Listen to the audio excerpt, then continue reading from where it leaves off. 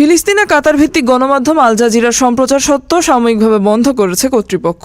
বুধবার 2 জানুয়ারি উস্কানিমূলক কন্টেন্ট প্রচারের অভিযোগে এ আদেশ দেওয়া হয়। ফাতাহ নিয়ন্ত্রিত পশ্চিম তীরের বার্তা সংস্থা ওয়াফার খবরে বলা হয়, সংস্কৃতি, স্বরাষ্ট্র ও যোগাযোগ মন্ত্রণালয়ের সমন্বয়ে গঠিত বিশেষ মন্ত্রী কমিটি ফিলিস্তিনে আল জাজিরা চ্যানেলের প্রচার ও এর কার্যালয়ের সব কার্যক্রম স্থগিত করার সিদ্ধান্ত নিয়েছে।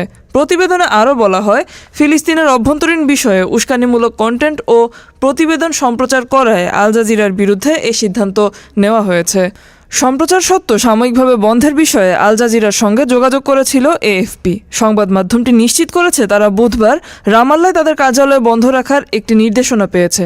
তবে ফিলিস্তিনি কর্তৃপক্ষের এ পদক্ষেপ নিয়ে এখনও পর্যন্ত আল জাজিরার পক্ষ থেকে কোনো প্রতিক্রিয়া জানানো হয়নি।